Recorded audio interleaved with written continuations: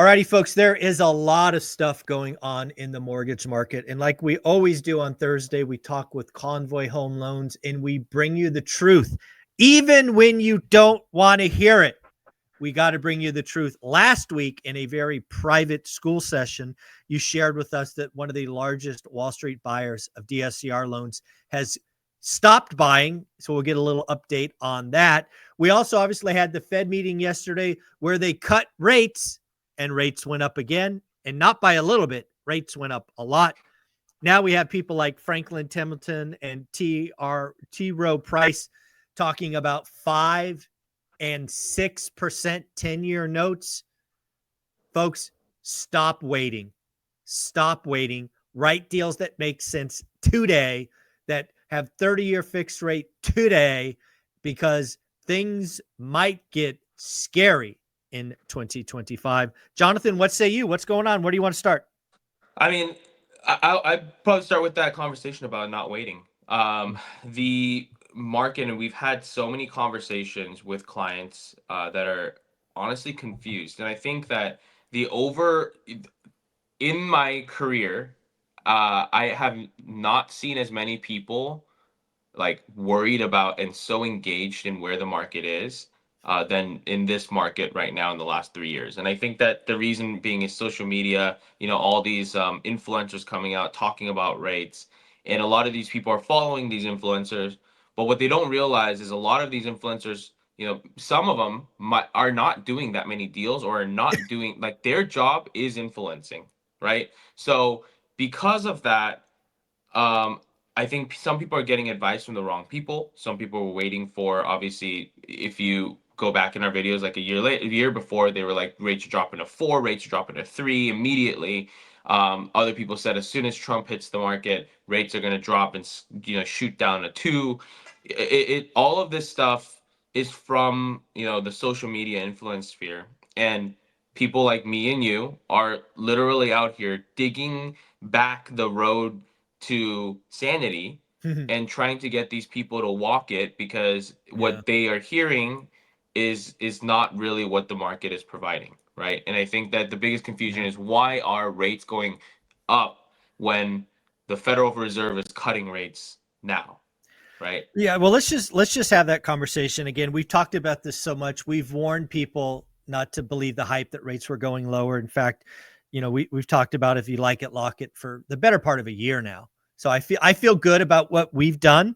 Unfortunately, a lot of people listen to people that are just, fake influencers, right? They don't actually do this business. They don't watch the market. So, short answer is I feel good about it. But what's happening? The last 3 times, including yesterday, the Fed lowered rates. There's 2 things I think people need to realize. One, the market already priced in the cut. The cut was priced in. What wasn't priced in was the Fed's hawkish, very hawkish stance about 25 and 26. What does that mean? The Fed had told us in September they were going to cut 4 times. Now they're going to cut 2. In fact, there is one Fed president who says 0 cuts in 2025. I do want to put this on record. I said that about 6 or 8 weeks ago, that there will be no cuts, long before the Fed thing came out. I really think that's possible. No rate cuts. So that just takes the entire long end and reprices it. We've seen the 10-year note go up about 25 basis points in 2 days, which is going to rip more. We saw mortgage rates at 6.8 like a week ago. They're at like 7.2 today. So, folks, the Fed does not control mortgage rates. Stop thinking it does. Yeah, 100%. And I mean, I've been telling clients this too. We already broke past basically where we were in July. Yep. Um, we are now headed to where we were back in October. Oh, gosh. And that's October of 23. And I think the scariest part about this is the fact that people are thinking that, I think there's a lack of understanding of how the market actually works, right? It's always forward looking. Right. So I like to tell the clients, what you're looking at right now is not what the market's reading. They don't care about what already happened Yeah. today, because what happened today was actually already factored in a month ago. Correct. So that's why we saw, I mean, a little bit of a dip, and obviously some data came out that made it a little weaker, that made the rates drop a little bit, and then we had a really small blip. And if you missed that blip and thought this is the moment that rates are going to shoot down lower, you were extremely wrong, because obviously everything just started going up the other way. And everyone thinks, I think for some reason, that um, Trump will be the savior of the market, which I think that people should take away that notion and not look to someone to That's save the the key. market. Yes, that's the key. Can we Yeah. stop looking for some magic pill to change the market? Folks, Yep.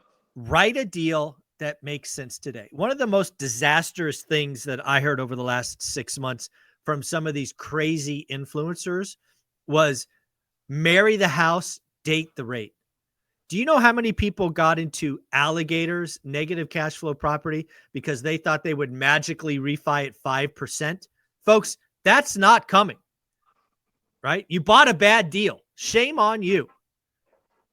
Yeah, and I mean that was also because the expectation of people are just, it's skewed, right? And they think that the speed of how things will move down is going to be consistent with how it went up. Right. And unfortunately, the way it works, it unfortunately works inversely like a GPA. If you think back to school, it's so easy to get your GPA down, but it's so hard to get it up. Like this is the same Jonathan, scenario I we're wouldn't know right now. anything about that, but I'll trust you. But but yeah, so I had an interesting obviously conversation with a lot of clients in regards to the current market. I've locked in a lot of people prior to, and clients are coming back and saying, hey, I actually had a client come back, write an email to me last night and said, hey, um the market is obviously very, very shaky, and I think that despite my rates being lower right now, I think that Mhm. I really need to take advantage of what's on the table versus what I hope might come in a year or two. Yes. Because and I told him, hey, look, this is right now is probably the best opportunity, and we've been saying this for the last 5 years. Like, it's the best opportunity to be able to try to invest in real estate, to write good deals, right? Do the work to write amazing deals. Like when people are panicking and people are worried and they're sitting and waiting, right? This is like the best time for you to write the aggressive deals to make the Yes. deals happen.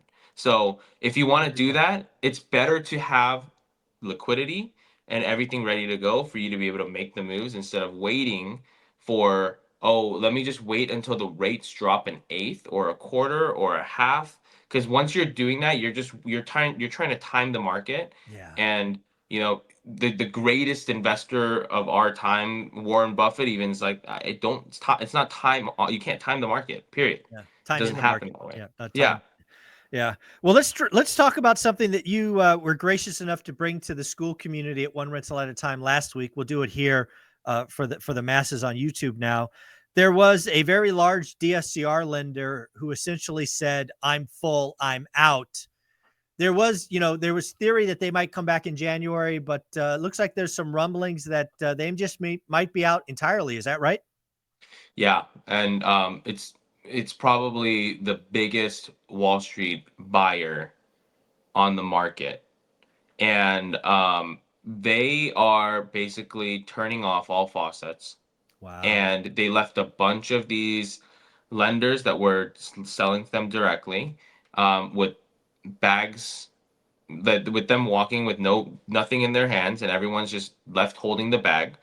And the biggest problem with that is, and I'm seeing that unfortunately, because a lot of people, like, in the general community, deal with kind of the, I don't want to call them minions, but they deal with the minions of the entities, right? So they Right. deal with the people that don't really know what's going on the higher scale, higher level. Mhm. And these loan officers will tell them, no, we can do this loan with, like, a rate card that doesn't exist. We can do Wow. this loan with, terms that don't exist, right?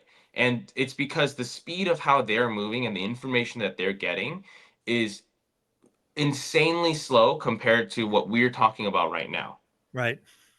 Yeah. So now what we're gonna see in the market is all of these lenders that were DSCR lenders that were selling DSCR loans to the actual investor, they are now gonna have to sell all these loans on pennies on the dollar, right? 50 Well, cents on the dollar. let's break this down because again, and you shared this last week. This large buyer, they had entire organizations where somewhere between 90 and 100% of their loans were just feeding this Wall Street firm. Now, these Correct. folks were out there closing loans all the time, and they just said they're full. So now they have this loan product that they thought they were going to get, X amount of dollars for. They're now going to get X minus, and let's be clear, lose money. Yeah, and honestly, I don't know how much longer these guys will, like lenders in general, will fund these loans Oh, it's going to because stop. It'll yeah, stop. because if like anyone that was 100% reliant on these or 90% reliant on these Wall Street fund, they cannot fund the deal Nope, because if they're they out. fund the deal, they would rather like lose the business than take a hit on actual money. Yeah, So we're going to start seeing the same wave of things happen that we saw in 2020, 2021, 2022, right? We didn't see it in 23 as much, didn't see it in 24 as much, but now we're going to see it again oh yeah, where if the product comes back, it's going to come back with a higher spread, higher margin, and it's unfortunately for everyone that waited, right? Because now DSCR has become almost almost a conventional product. Everyone talks correct. about it as if it's conventional now, right? Um, Now that is going to be a very, very hard product potentially to get, and it's going to be extremely limited because buyers are leaving. Yeah, no, we talked about this last week. The outcome of this is really clear. For seemingly 8, maybe 12 weeks, you and I were talking almost every week saying, Michael, I can't believe it. DSCR loans are about the same rate as conventional, same rate, same rate. Guess what's going to happen? If this comes back, we're going to see a point and a half. We're going to see lower LTVs because there's, my opinion, these are my words, not yours. The only reason the Wall Street firm shut the door or stopped buying is they were losing money. Wall Street is a greedy money printing machine. And if it works, they'll keep doing it. But if they lose money because of bad risk management, low values, whatever, they're going to stop doing it just as fast. So, as I said last week, and I'll say again this week, I think they realized, 2 or 3 years into this loan product that they were being too aggressive and it bit them in the ass. That's what happened, my opinion. Yeah, yeah, absolutely. And obviously for us, we write a lot of DSCR debt Yep. on top of the everything else we do. Um, a lot of our money has moved away from Wall Street and into the normal back again to the insurance carriers and smaller hedge funds and smaller funds that are trying to step in to fill our pool because we just Mhm. have specific pools that they sell off of our loans. And that's kind of what's coming back again and filtering through. And actually, those rates are obviously all the rates are up, right? Yes. But I checked this morning, and even with the adjustments, like DSCR versus conventional on investment properties is literally still only maybe an eighth or a quarter off. Okay. So if conventional call it is seven and a quarter, like you said, 7.3, 7.5, whatever it ends up being, like DSCR will be 7.5, 7.7. Like it's still in Yeah. the realm, right? Okay. But what this is interesting is it's going back to what you were kind of talking about off camera and kind of in the videos. Rates. I mean, we're back in the upper echelon of the sevens heading into Yeah. the eight. Like the market is starting to adjust to that position again. And I think I don't know, you could say your opinion, but I think this is an amazing time to get aggressive in the market just because there is so much fear on the streets that I'm seeing right now that like you can write amazing deals right now. That's my personal opinion. Yeah. The only person that wins in 2025, and I said it today on the Daily Financial News Live, is investors. The only people that are going to win in 25 are buying investors, the folks that write disrespectful offers. They follow up multiple times. They write deals that cash flow day one at 7.5 or shoot 8%. The only people that are going to win in 25 are investors. What does that mean? Very low transactions, not a lot of price discovery. There's going to be a bunch of pain in the multifamily space. It's going to get ugly in the syndication space. And it's going to be really tough for first-time home buyers. First-time home buyers are traditionally 40% of the market. Today, they're 24 and probably going lower. It's going to be another hard year. I told people 2025 would be harder than 2024. When I said it, people didn't agree with me. Maybe now they're going to agree with me. But again, to your point, the only people that thrive in 25 are real estate investors who do the work, follow up, write disrespectful offers, and finance with 30-year fixed rate debt that cash flows day one. You're going to win. You're going to kill it. Everybody else is going to be a struggle. I think that's an amazing point to say. And now I think if you can grab something with a 6 handle, on the rate side, I think it's a win. I think it's a major win. I think people need to stop looking for the fives. People need to stop looking for someone to save the market, right? Because the only person that anyone cares about, like that person doesn't care about anybody else. Like these saviors don't care about anyone else except for realistically themselves, right? Yeah. So it's up to us to kind of do the work, write the disrespectful offers, write the good deals. If you can get a 6 handle, I'd say if you can get a 6 handle today, it's win.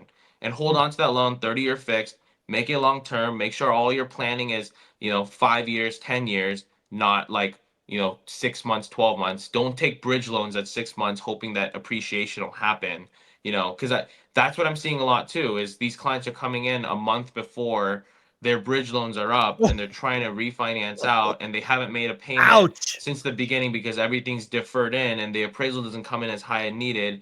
And now you're looking at literally the worst possible thing, which is now you are paying more money. You've paid money to fix the property. You pay money to buy the property, and then now you're going to pay more money to try to save the Cash in property. refi. Yeah.